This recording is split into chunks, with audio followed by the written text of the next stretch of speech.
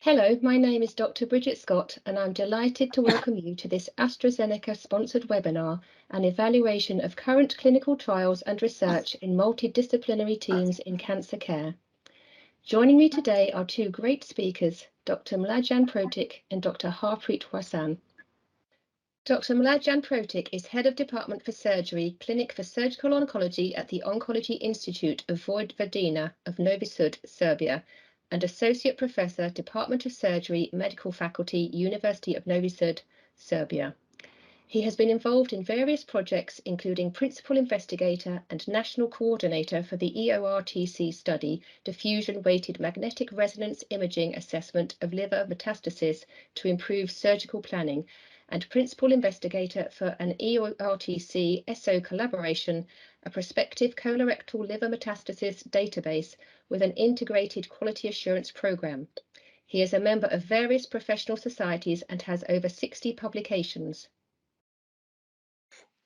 Dr. Harpreet Wasan leads the Gastrointestinal Clinical Research Programme at Hammersmith Hospital, Imperial College, London, as a reader in medical oncology and is current lead for Cancer for the North West London NIHR Research Network. His research interests are cancer of unknown primary, or CUP, and colorectal, biliary, and pancreatic cancers.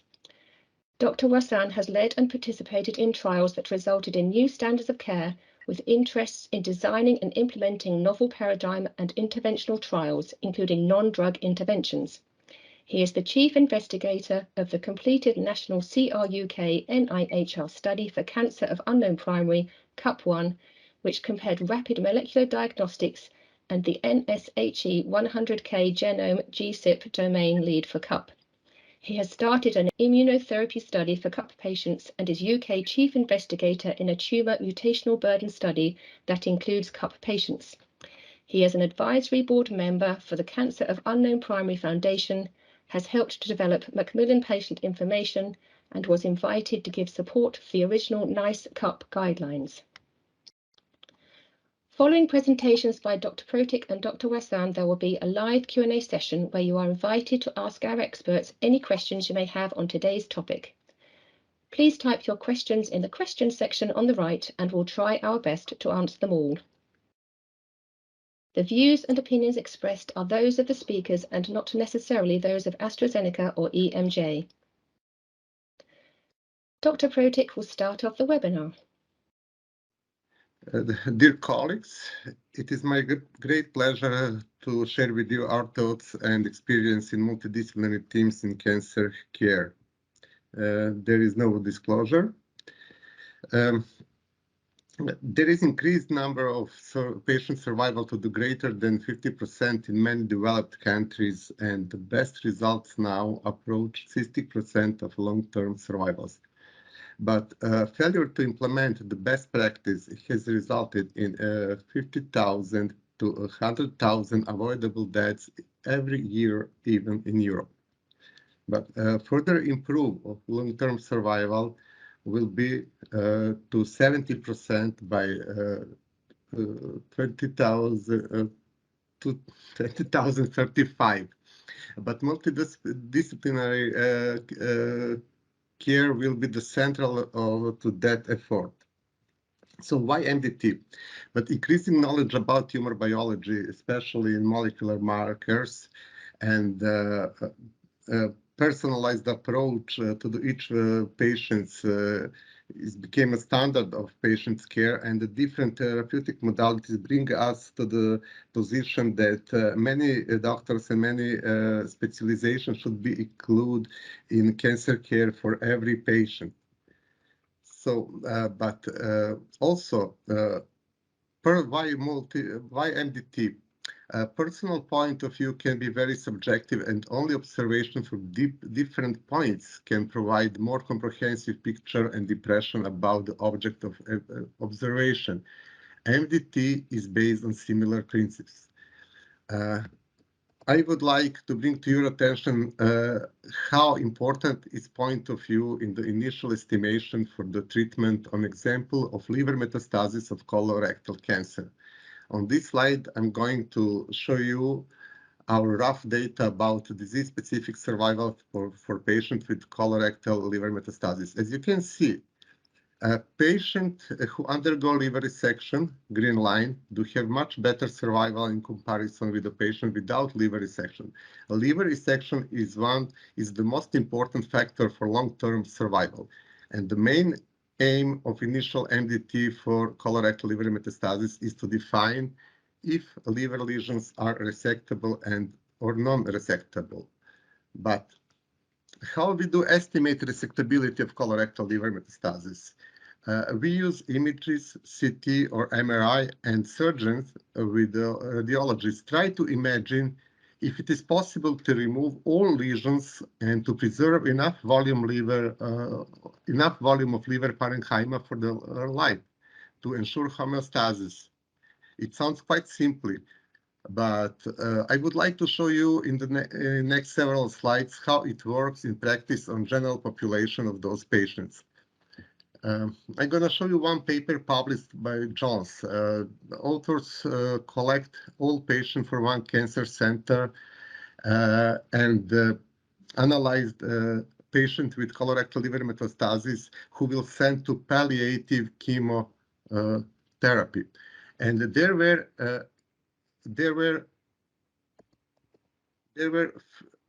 53 patients who had liver-only metastatic colorectal cancer. And authors sent pre-treatment images to 6 experienced liver surgeons around the world to assess resectability and to suggest initial treatment. And what's going to happen? It was very interesting because all 6 reviewers find only 5 cases among 53 that these patients were clearly unresectable. But on the other side, there were 5 patients who were assigned as clearly resectable. Also, 33 or 63% of cases were assigned as a resectable, potentially resectable by most of the reviewers. What does it mean? The inter-observer agreement was very high between reviewers, but it seems that 63% of patients didn't had the best oncological care and the best medical treatment. Also, there were inter-observer agreement about the initial individual approach was less marked. So what does it mean? It means that diagnostic findings, imaging, laboratory data are objective, but their interpretations by doctor is very subjective. So it seems the beauty lies in the eyes of the observer. But what is the evidence about MDTs today? There are few pure evidence and not so important data, but I find one systematic review. And the authors find only 27 articles which meet inclusion criteria to follow the patient's outcome after MDTs. And authors concluded that there was limited evidence of improved survival outcome of patients discussed in the MDTs. But between 4 and 45 of patients discussed in MDT meetings experienced changes in diagnostics reports following the meeting. Also, patients discussed at the MDT meeting were more likely to receive more accurate and complete preoperative staging and neoadjuvant or adjuvant treatment. But quality of studies was affected by selection bias, and the use of historical cohort impacted the quality. And the author concluded that the meeting impact upon patients' assessment, management, and practice. However, there was little evidence indicated that MDT meetings resulted in improvements in clinical outcome. But it was very interesting because according to our knowledge, there are no prospective randomized trials about the effect of MDTs on the cancer patient outcome. Okay, but what was the impressions of doctor who works on MDT? I'm going to show you on this paper the role of multidisciplinary team in the breast cancer management. Authors sent almost 900 emails to different cancer centers. There were 155 responders received from 148 centers in 39 countries. Among them, 141 responders had MDT at their center. And what responders said about MDT? 77 of responders do not have national and regional rules and guidelines about how an MDT should work. 77 of responders do not have specific training or education on the work involved in MDT before participating in this work. 74% of responders do not have any financial compensation for the work they do in MDT because it is considered a duty and part of their daily activities. But what was the benefits of MDT according to the participant? 81 of responders believe that the work in MDT is very satisfied or satisfied. They believe 97% of responders believe that improve clinical decision for their patients. 93% believe that it improve inpatient care. 91% of responders deem that it improve coordination of patient care, and 91% of responders believe the decision based on clinical guidelines. But only 9% of participants in MDT show better rate of survival among their patients with breast cancer. I'm going to show you our experience in levels of decision and in our institution. In our institution, there are 3 levels of making decision for our cancer patient. First level, let me say, individual is not multidisciplinary, and other tools are multidisciplinary.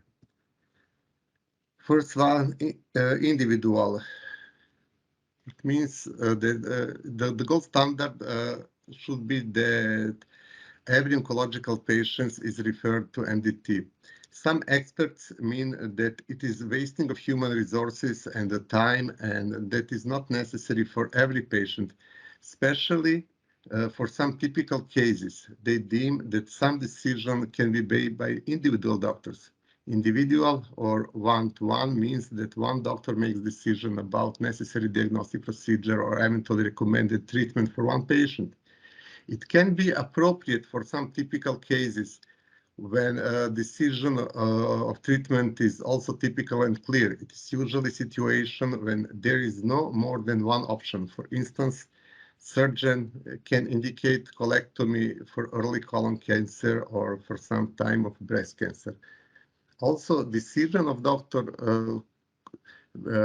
could be to decide to refer the patient to the MDT.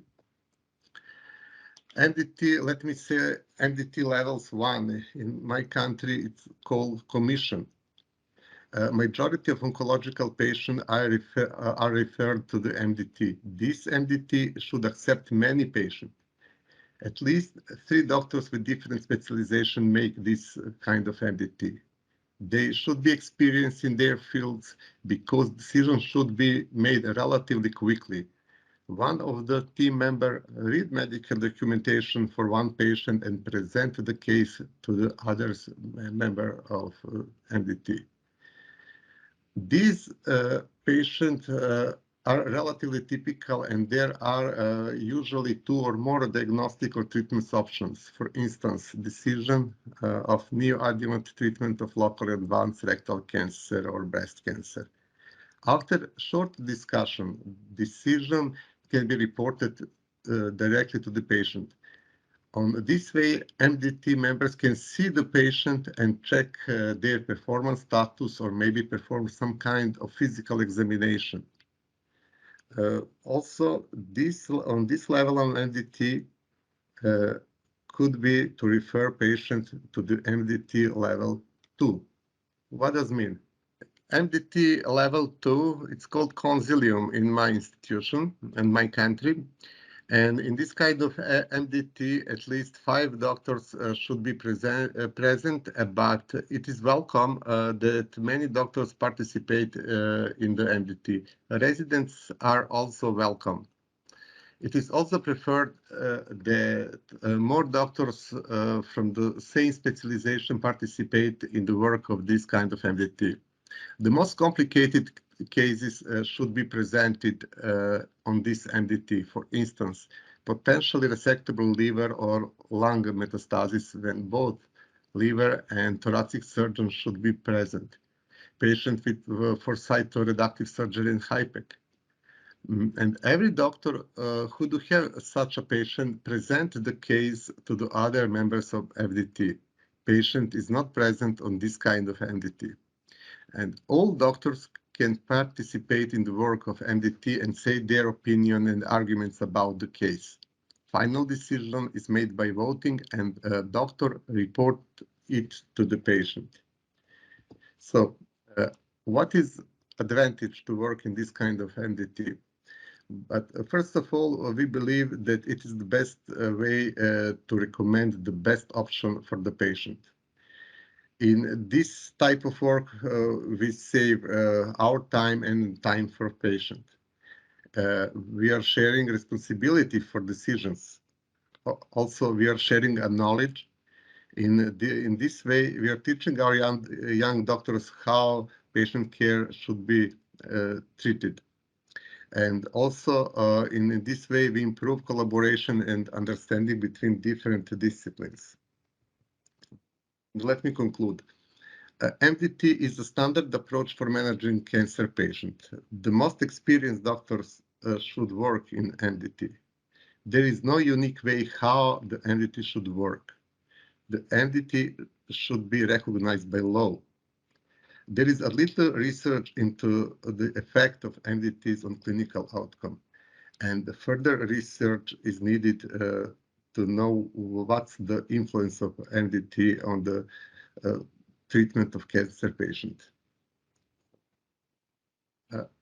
We became a team when we start looking and moving in the same direction. Thank you for your attention.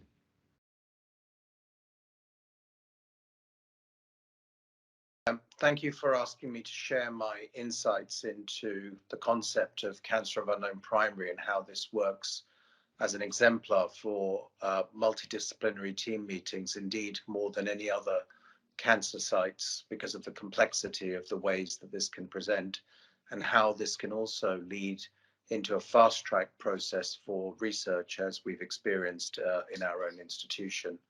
On the next slide, you'll see that the cancer of unknown primary, by definition, are metastatic cancers with an absence of either current radiological or pathological techniques or sensitivity of a clearly obvious primary tumor site. And this is frequently because there has to be a site of origin of the tumor, but it has taken a different pathway as one of the theories, that it's not grown locally before it started to highly metastasize. And we often pick this up as multi-site spread or metastases. By definition, we call cancer of unknown primary as carcinomas or adenocarcinomas, because from pathology, we do not want to include lymphomas or sarcomas into this category, as they go down a different treatment pathway and are often treated the same, independent of site. So what you will see on the next slide is the fact that there is still a very big problem with cancer of unknown primary. So cancer of unknown primary still accounts for a significant amount of cancers despite the improved diagnostic techniques, and in many countries still accounts for 3 to 5% of all cancers, and despite the declining incidence, is still in the top 10 ranked in many cancer cases around the world, with the incidence of 4 to 19 cases per 100,000 in most of the Western world. It's therefore characterized by early dissemination, aggressive behavior in the majority, and an unpredictability of metastatic patterns leading to a poor prognosis. Next slide, please. What we see here is the pathways that lead to its diagnosis, and this is a problem because, as you can imagine, the metastases can occur at any site, and usually either via symptoms and abnormal radiology, the suspicion of cancer comes into a particular pathway, and it doesn't usually, in most countries, come in directly to a cancer of unknown primary platform or MDT. In the majority of countries, if a lesion is seen in the lung, it will go through a lung MDT, and the lung MDT will take a biopsy and then say this is not lung cancer, as an example. And so therefore it's a process of exclusion. And one of the problems we have is that it often leads to multiple sequential MDTs, leading to significant delays. So what we have, as you will see in the UK, is a much more direct pathway for these unknown or uncertain cancers. But initially, all patients who have suspected cancer need a full CT of the chest, abdomen, and pelvis at least, and if included neck and head, that's not a problem, and a biopsy which excludes hematological malignancies, lymphomas, and sarcomas. The pathologists and the radiologists in their individual MDTs will come to some conclusion as to where this might classify. So, for instance, 2/3 of our cancers of unknown primary may have a GI type profile on immunohistochemistry on pathology, and therefore they often end up in GI or lung MDTs first. The important thing here is that is to identify whether there is a quick access to diagnosis, and the only way one can do that is through a direct access to a cup MDT. Next slide. So what we're showing here is that the presentation of cancer of unknown primary is heterogeneous, and what we see is the types of pathologies when patients have a suspected malignancy. And in the UK, the organization of this process is classified into 3 steps. One is a malignancy of undefined primary origin, and this is often before a biopsy and an MDT has discussed the case, and it clearly looks like a malignancy with multiple liver, bone, or lung metastases. And then after a provisional run of investigations, including pathology and discussion at least one MDT, there's a suspicion that the primary may be difficult to locate on those 2 technologies, and therefore we often call this patient in a provisional cup or PCUP classification. Now, this classification is unique to the UK to try and fast track processes so that when we have a provisional cup, they come straight to the cancer of unknown primary MDT, which then works on trying to rapidly exclude an obvious primary and confirm it as a confirmed cup or CCUP. In this case, the treatment pathway can start because through extensive investigations through the cup MDT, the patient has all known sites of primary excluded and have been left as a process of exclusion as the diagnosis of CUP. Now, this troubles physicians, it troubles patients, and so one of the problems we have when we define the incidence of cup is that it's not clear that some patients who are CUP are being treated down particular pathways as it suits the comfort zone of how we work as oncologists in many healthcare systems, that we like to have a label, as do the patients, because they feel very vulnerable not knowing where the cancer has come from, as cancer patients are already very vulnerable. So this is a different level of vulnerability, which is a real problem for our patients. Next slide, please. Now, in Europe, we've tried to organize, and these guidelines are about to be updated, specific guidelines for diagnostic workup as a minimum set, and sometimes there are subsets, as you will see, females presenting with axillary adenocarcinoma, or patients presenting with midline metastatic disease, or males with adenocarcinoma with bone metastases, that we actually go down a specific pathway to try and expedite the obvious cause of that particular pattern.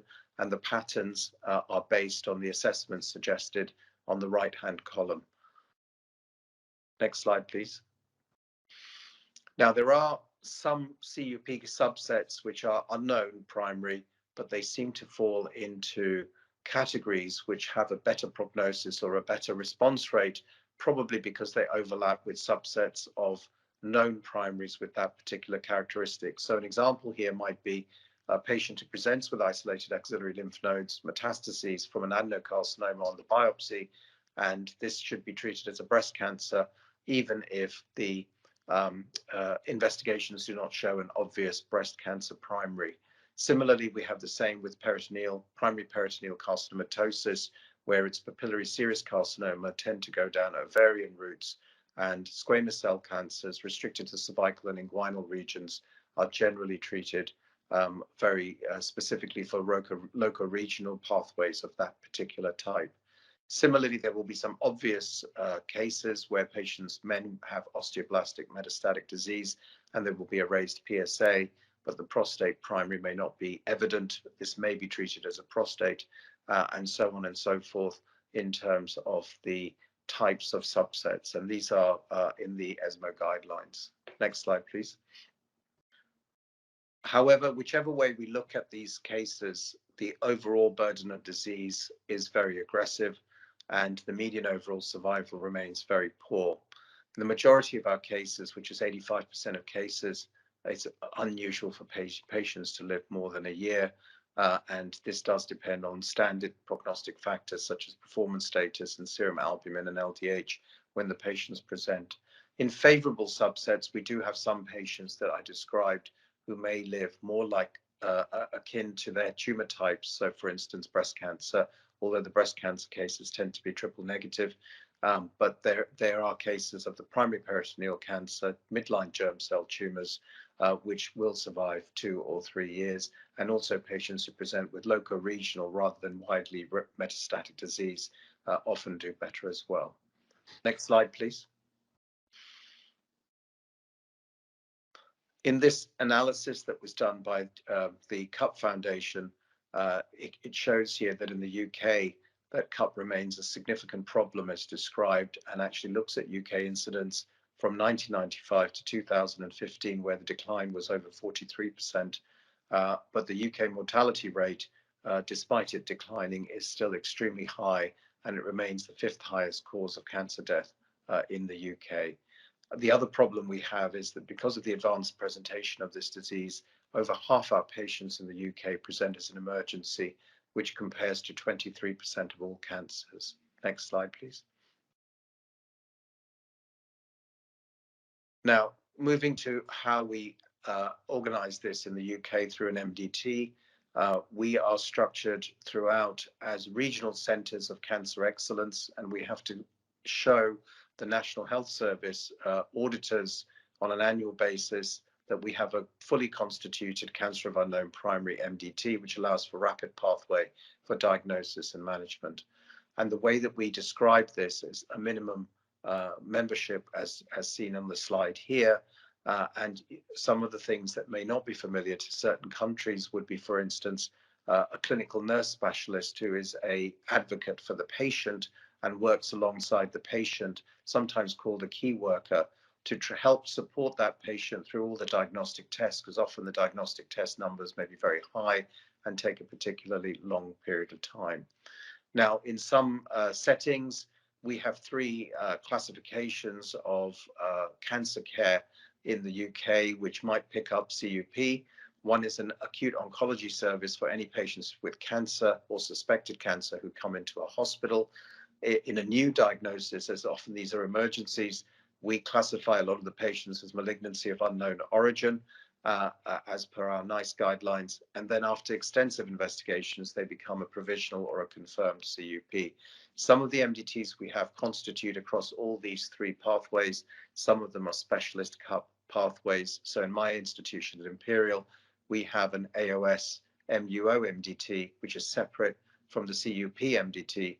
And we now have a third MDT, which has just started, which is for patients with vague malignant symptoms that the general practitioners are not sure that patients are deteriorating for unclear reasons and may have a malignancy. So even earlier diagnosis is what we're trying to attempt, although a lot of these patients, often less than a third, end up having malignancies, but it's a way of safety netting and trying to delay patients coming through acute emergencies. And in our context, we have a meeting every week with a specialist pathologist and radiologist specifically for cancer of unknown primary. And then we then have a clinic, and my clinic actually started long before the CUP MDTs, where we see these patients on a weekly basis, sometimes while they're going through their diagnostic pathway, or when we've decided they need some treatment, and particularly from a research perspective. In the next slide, you'll see what we have to fulfill in terms of our MDT requirements on a national basis. These are the minimum requirements we require, and we have to write annual guidelines, patient experience surveys. We have to give patient written information linked to support charities such as Joe's Foundation. We have to audit our outcomes and access patient experience outcome audits, and then we have to also offer them access to clinical trials. We have an administrator also who coordinates all of this, called the MDT coordinator, as well as the key worker or this clinical nurse specialist, who's the patient support and advocate, and often double up as the palliative care nurse, as well as linking into the community for palliative care in the community, as many of our patients don't make primary chemotherapy as they're too frail. Next slide. From our MDT, we're often running multiple studies. The top study, which was cancer of unknown primary, has now closed, but it's currently in analysis, and we were leading this in the UK. We have looked at 624 cases from around the UK, and blinded to the investigators have taken this through diagnostic pathology and expression array pathology, modern techniques, and we'll be comparing this in a blinded fashion, as well as looking at outcomes. And we hope these results will be ready within the next 12 months. The next trial is a global study called Capisco, which is sponsored by a pharma, because they have allowed 7 targeted agents specific to the mutational profiling of that particular cancer of unknown primary. Although these are rare, roughly around 1 in 20 patients may end up having something that is not available as standard of care treatment for this particular target. So for instance, we've already had patients with BRCA mutations, we've had patients with HER2 mutations in this study, and also in the trial, patients are also allowed to have immunotherapy if they have no targetable or actionable mutations. This study will fully recruit by the end of this year, and hopefully will report within the next 1 or 2 years. The next study is a study that we run in 3 centers that I organized and set up, which is a cancer of unknown primary study, which is essentially a second-line study with pembrolizumab. And we have recruited close to 40 patients, and the study will close in December this year. And it's generally for patients who have failed at least 1 line of standard chemotherapy, selected for second-line benefit. The fourth study is a research study that has been running for a while in the UK, under the umbrella of every patient with a cancer in the UK has deep sequencing. And so, for instance, we have large numbers of patients in the common tumors, colorectal, lung, breast, prostate, urogenital. But in cancer of unknown primary, we also have now a subset in the 100K genomes, which is accessible by any researcher worldwide for their data if they want to investigate this any further. Next slide.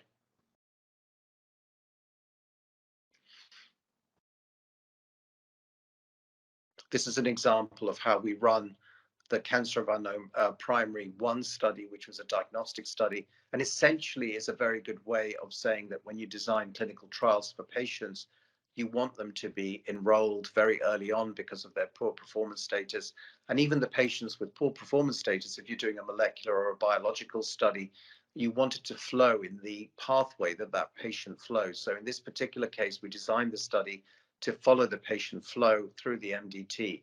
So the patient presents of uncertain cancers of uncertain origin. At that point, the patient could have their tissue biopsy done and molecular analysis and expression array consented for. Now, some of these patients will turn out to have known cancers in the pathway, but if we didn't do it this way, we would not have collected the actual inflow or input to the type of patient that is presenting with highly metastatic disease.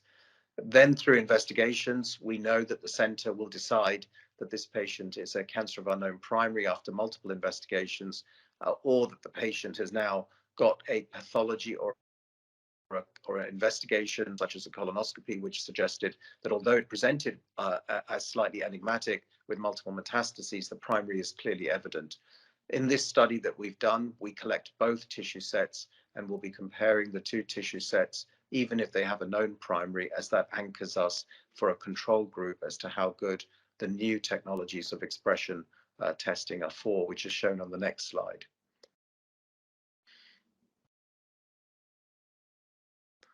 So on the next slide, what we're showing is how we did the CUP1 study that we've partnered with two organizations. Unfortunately, during the study, one of the organizations did not have sufficient funding. These were commercial organizations which do expression arrays on microarrays on tissue testing. And we have outputs from both organizations, although, as I said, one is not a commercial provider anymore, whereas the other, which is Biotheranostics, continues to provide this test on a commercial basis for finding the tissue of origin, predominantly in the US, with agencies around the world also supporting that test.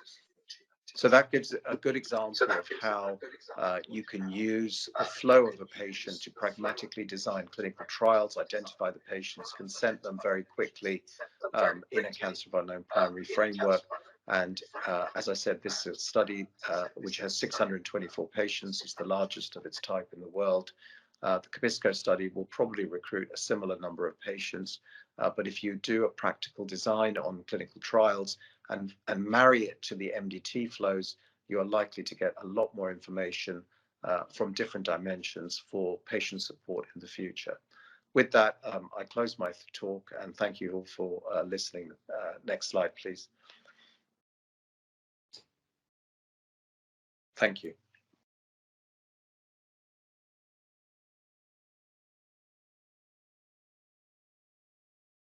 Thank you both for your extremely interesting presentations.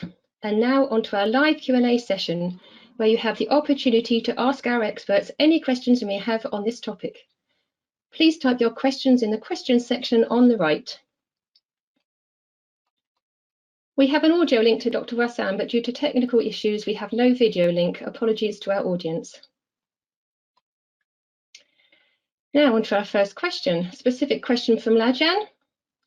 How did the three-level system evolve at your institution, and what is the impact of this system in terms of patient care, patient outcomes, and clinical research? Good afternoon to everyone. Thank you for your question. In our institution, there are MDT level 1. It's called commission every week.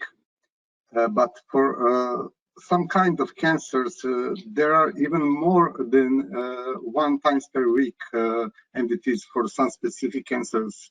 For instance, there are 3 times per week regular MDT level 1 for breast cancers. Even though it's not enough for all patients, and this month we add even more commissions for the breast cancer. There are regular 2 times per week this kind of MDT for colorectal cancer, and for all other type of cancers, there are at least 1 time per week oncological commission. So this kind of MDT is present in our country and regions, and in all cancer centers and cancer departments. And this kind of MDT is recognized by law and it is paid.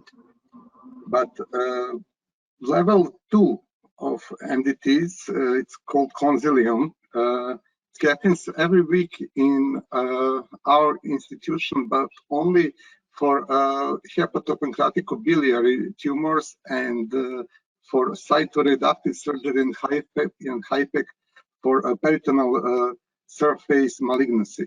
But patient is not present at this type of MDT, so this type of MDT could be arranged ad hoc for some special occasion. this type of MDT is also recognized by our law, but it is not paid in our country at the moment. I'm not sure if such a kind of MDT, I mean consilium level 2, does exist in a region or in my country, but there is a need, and it is well recognized by the colleagues in the country, the region. There is a need to establish such a kind of MDTs. They usually mention in our meetings something like, unfortunately, we do not have a commission for that type of tumors. But it is not so easy to establish such a kind of MDT. It begins from the need of them, which is recognized by doctors who are dealing with such a patient. These patients is the most demanding and the most difficult. The process of establishing consilium begins from the wish of doctors to provide the best options for our patients and to save our and patients' time, and finally to save the money. When we started with this process, only some doctors which are deeply involved in treatment of the most difficult patients are very interested to work in this type of MDT.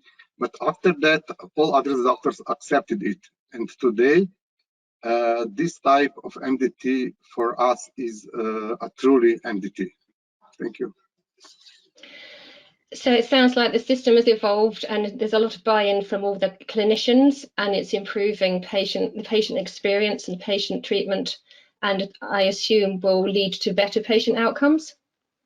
Yes, of course. We do not have exact data, but our impression and our preliminary data shows that the patients they have a better oncological outcome after they establish such a kind of MDTs. Fantastic. Thank you. Now I have a specific question for Harpreet. How might a CUP MDT differ from a tumour site-specific MDT? How would these two types of MDT interact, and can you see an increasing role for CUP MDTs in clinical trials in the future? Yeah, so the CUP MDT is a sort of a default MDT when the site-specific MDTs feel that it's not in their domain. Sometimes from an MDT, which is site-specific, you get a sense of referring to another site-specific MDT. But what often happens is that if the site-specific MDT is not clear, they often will be referring to multiple MDTs. We normally advise, if that's going to happen, to go straight to a CUP MDT, as it will save a lot of time because we can feed back to the site-specific MDTs. So generally speaking, to increase and improve the patient pathway, we would advise site-specific MDTs to refer quicker to a CUP MDT rather than to another MDT, unless they're very confident that they've got the diagnosis. So for instance, a GI MDT suddenly says this is breast cancer, and we're confident from the biopsy or from the imaging to send it to a breast cancer MDT. But if a GI cancer says, well, this is not a GI cancer, it might be a breast cancer, that's what wastes a lot of time, because often the breast cancer team will say, well, it's not, and then it sort of goes around in circles. So we would suggest a CUP MDT as your default if you say might or possibly, because we can sort that out for you much quicker. In terms of clinical trials, obviously, if they go through other MDTs, because these patients are generally poor performance status, it will take time. So for clinical trials, one of the biggest challenges is getting patients in with good performance statuses to offer them interventions and treatments, which themselves can take a few weeks to set up.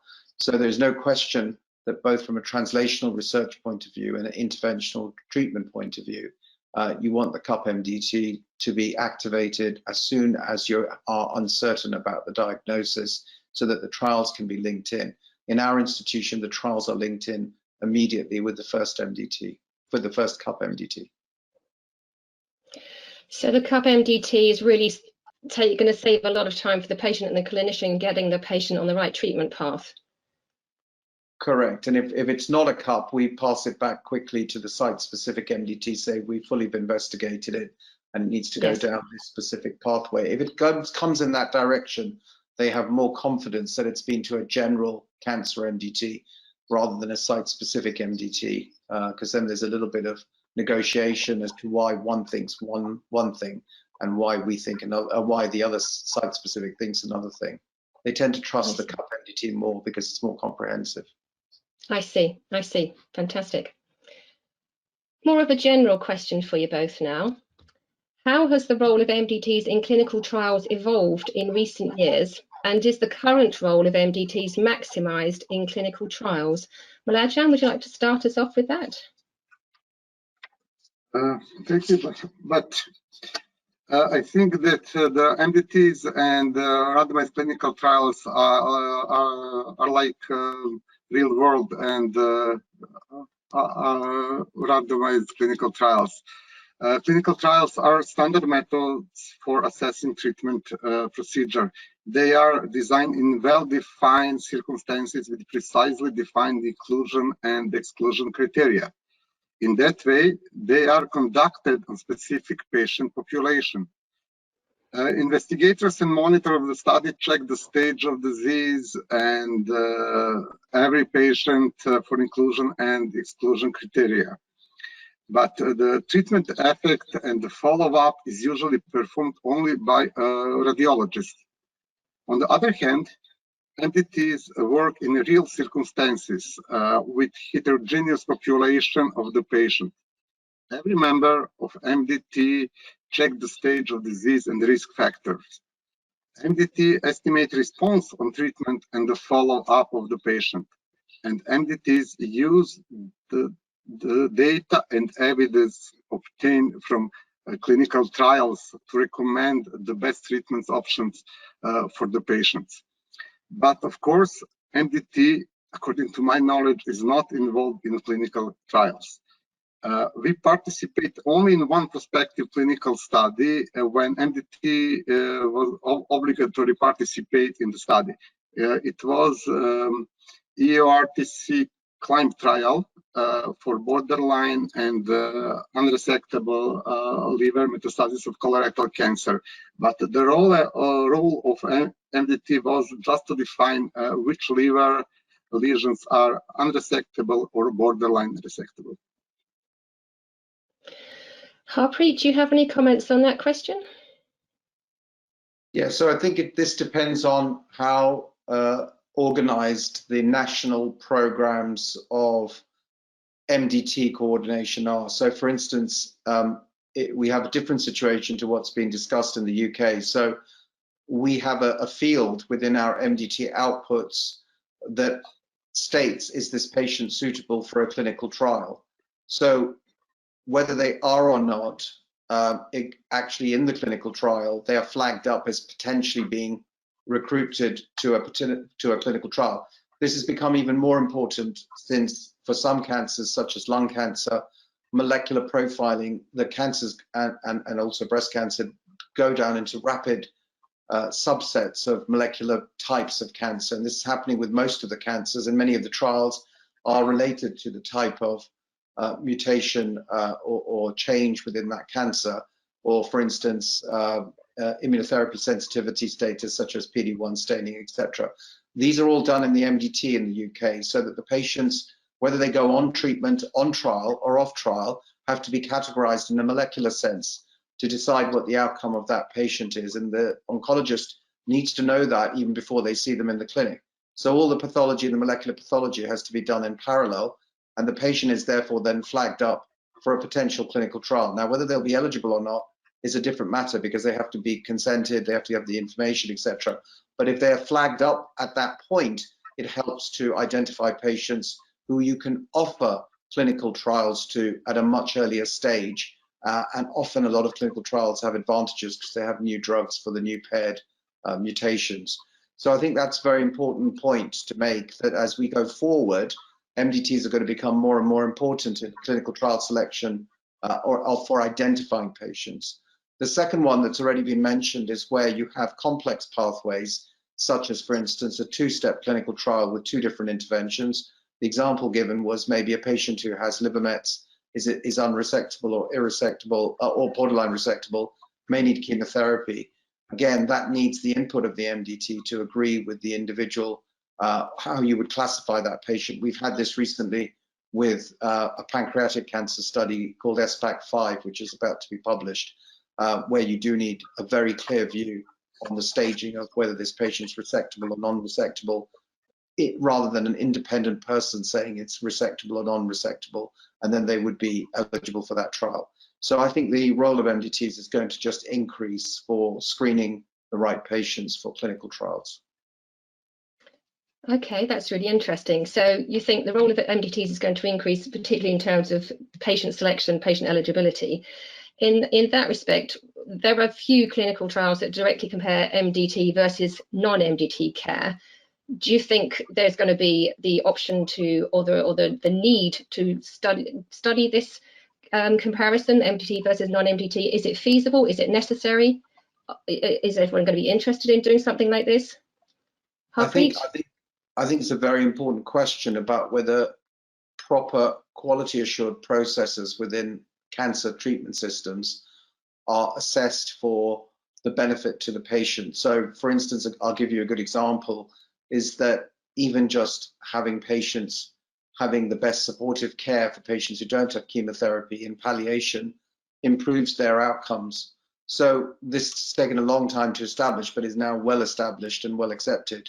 In a similar way, an MDT is a quality assurance that you are having less misses in terms of misdiagnosis or incorrect treatment pathways. The question is how you audit that. So in the UK, we have to undergo something called peer review, which means that we have to return both patient experience, patient outcomes from our MDTs to get accredited as MDTs. So I think as that goes forward, certainly in the UK, that will improve the quality, and that type of research as a process research is actually done, although I don't do it specifically. But I think your question is very important to try and establish that, to give another leverage to the fact that in globally that all patients should really be having MDT discussions before they have a treatment plan or outcome to minimize individual errors in the system. Mladjan, you mentioned in your talk about no prospective trials comparing MDT versus non-MDT care. So what are your thoughts? Yes, in spite of that, MDTs are standard in cancer patients for more than 25 years. There is a lack of highest level of evidence regarding the effect of MDTs on cancer patient care. There are a few prospective non-randomized trials to compare MDTs versus non-MDT care. But it's usually longitudinal studies where in individual opinion were compared with decisions of MDTs on the same group of patients. So there is no randomization there. And according to my knowledge, there is no any prospective randomized trial who compares MDTs versus non-MDTs decision in cancer care. I'm not sure that if it is possible, but I am not sure that it's going to happen to arrange some kind of prospective randomized trials with this research question. But in my opinion, maybe artificial intelligence, real-world data, and real-world evidence will provide to us more evidence about the effect on MDT in the future. That's an interesting idea.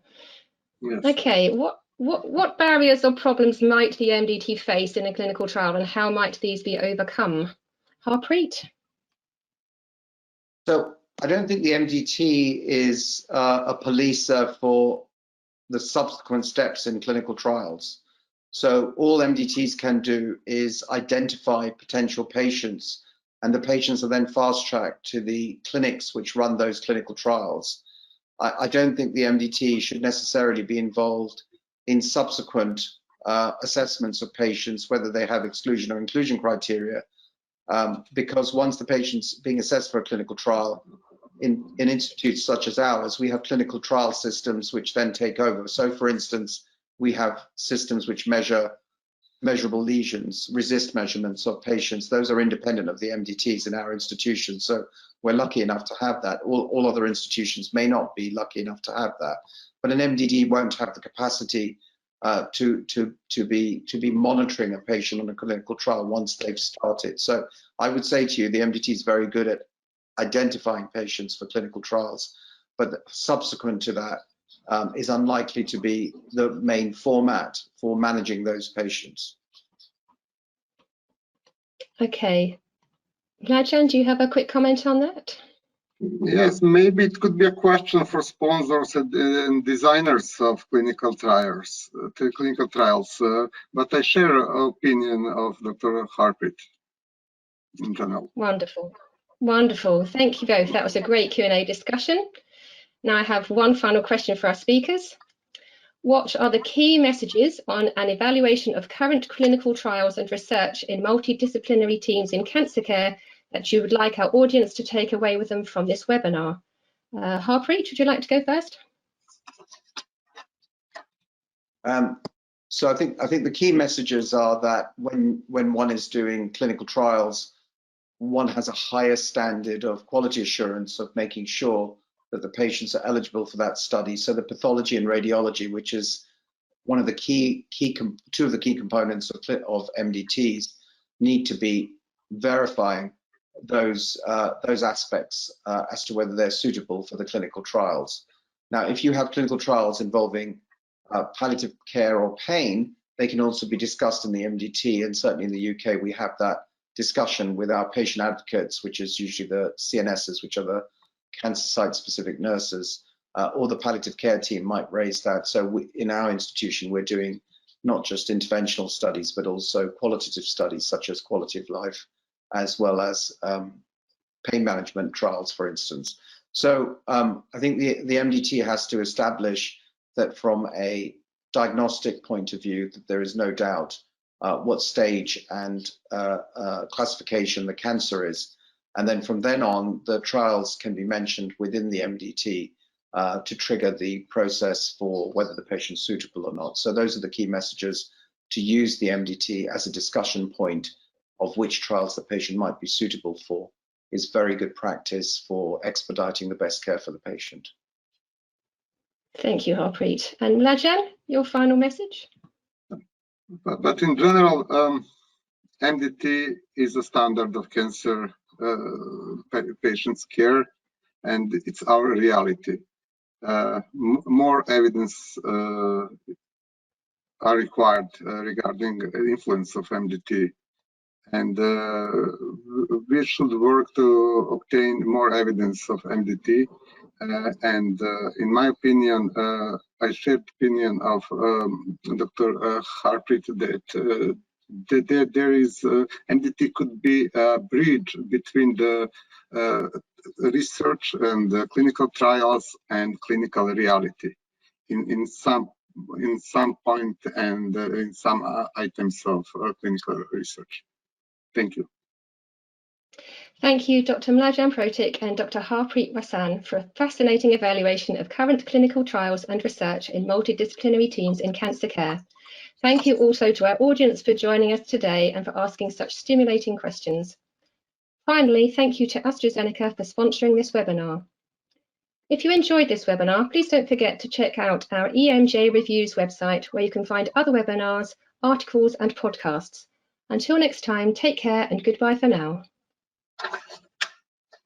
Thank you, everyone. Thank you for having me. Thank you. Thank you.